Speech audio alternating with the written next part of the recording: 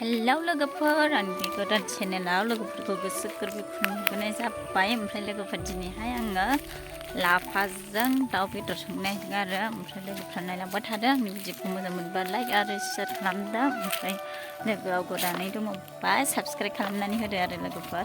थ' बिदिबालाय आं देखायबाय थानोसै।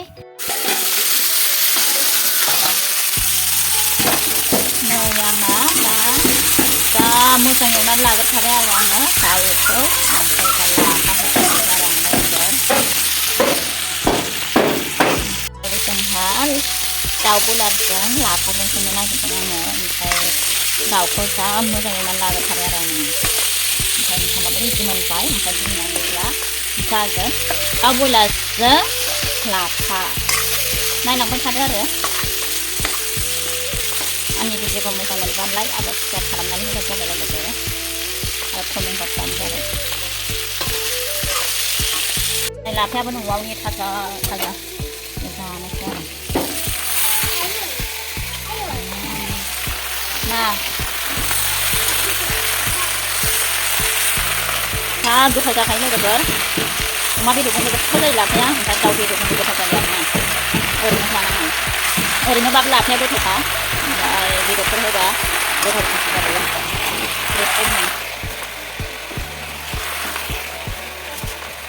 दुन्दिया होखाखाबाय आङो, दा दुन्दिया होलायला। सामब्राम गुफुर मस्ला होनानै लाजोबखाबाय बेदराव, नङाबा आङो सामब्राम गुफुर मस्ला होआबा आं बेदर खारनाय मोनो आरो। ओमफ्राय आङो गरसेबाबो गरनैबाबो होखाखायो बेदरखौ।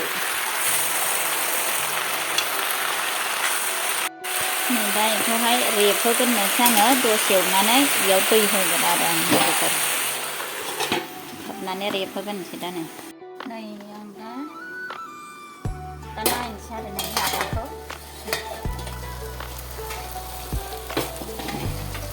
गुदुंथार नै लाफायाबो दा मोजां रेबबाय। ओमफ्राय आं बेयाव दै होनानै लाखानोसै आरो गावनि दै गबाबो। ओमफ्राय खुरैसे जानायाव संगोन आरो आं ओमफ्राय सुसावबाबो थावा नालाय लोगोफोर। ओमफ्राय जास्ट आं एसे आंनि माबानायखौ होनोसै आरो बेखौ।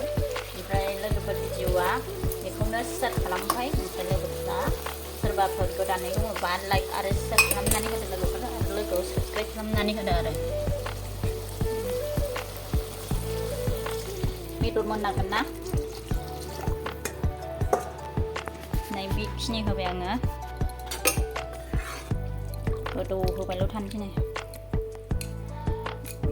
लाफानि देन्थाया मोननांगोन नालाय आरो बेदराबो मोननांगोन नालाय, बेखायनो आं एसे बुरजा होनानै लाफाबाय आरोना। आंना ओंख्रिया मोननोसैबो आरो टेस्टिल' नुखाबाय बेदरावनो। नोंसोरबो बिदिनो संनानै जा लोगोफोर, गोथाव जायो आरोना।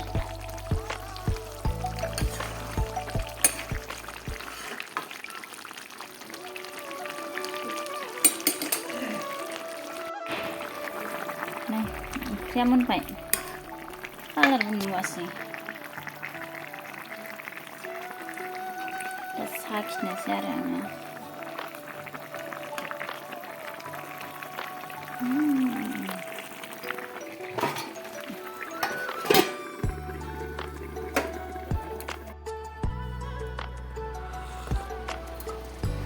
बरिया गोथाव जायो।